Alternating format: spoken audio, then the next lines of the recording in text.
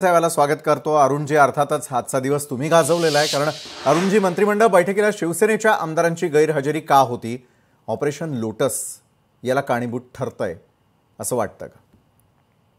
विशालजी, पहा, काही कारणास्तव शिवसेनेचे काही मंत्री गैरहजर होते, ही गोष्ट खरी आहे। त्याच्यामधील काही मंत्री हे आपल्या आजारपणाच्या उपचाराकरता हॉस्पिटलमध्ये होते आणि काहींनी कळविलं होतं, हे आपणा सर्वांना माहिती आहे।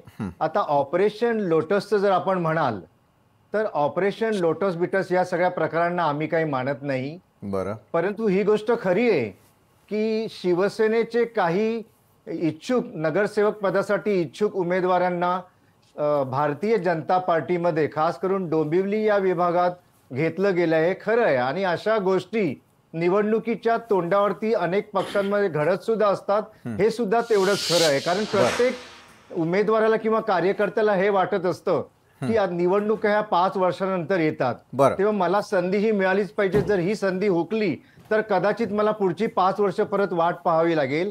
आणि यावेळच्या ज्या स्थानिक स्वराज्य संस्थांच्या निवडणुका आहेत या आता 7-7 वर्षानंतर होत आहेत। त्यामुळे प्रत्येक कार्यकर्ता हे बघतो की मला कुठल्याही परिस्थितीत तिकीट मिळालं पाहिजे आणि मला जनतेची सेवा करण्याची संधी ही मिळालीच पाहिजे।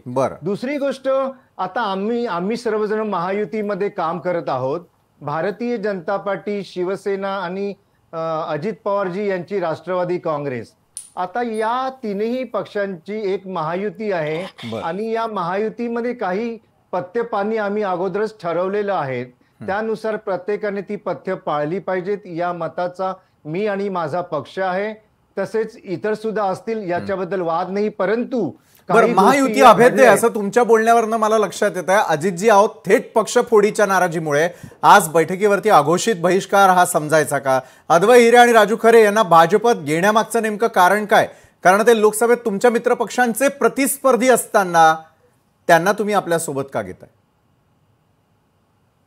विशालजी, सर्वप्रथम सांगतो मी आपल्याला, आता अरुणभाई शिंदे जे म्हणाले की अरुणभाई सावंत जे म्हणाले, त्यांच्या शिंदेच्या पक्षाचे ते अधिकृत प्रवक्ते आहेत। मी भारतीय जनता पक्षाचा सहमुख्य प्रवक्ता आहे। आमची भूमिका म्हणजे पक्षाची अधिकृत भूमिका असते। आमच्या वरिष्ठांची चर्चा करून आम्ही माध्यमामध्ये बोलायला जात असतो। मी आपल्याला सांगतो विशालजी, एक गोष्ट लक्षात घ्या, अजितदादा, माननीय शिंदे साहेब आणि देवेंद्रजी फडणवीस या तिघांच्याच नेतृत्वाची भुरळ आमच्या कार्यकर्त्यांना पडते। शेवटी बघा, खूप मोठ्या कालावधीनंतर स्थानिक स्वराज्य संस्थांच्या निवडणुका होत आहेत। या कार्यकर्त्यांच्या निवडणुका आहेत। आम्ही राज्यात आणि केंद्रामध्ये सत्तेमध्ये सोबत आहोत, महायुती म्हणून अत्यंत बळकट आहोत। आणि मला अतिशय आनंद आहे की आमच्या 3 पक्षामध्येच प्रवेशाची रीग लागलेली आहे। लोक इतर पक्षातून आमच्याकडे येत आहेत, आम्ही त्यांचं स्वागत करतोय।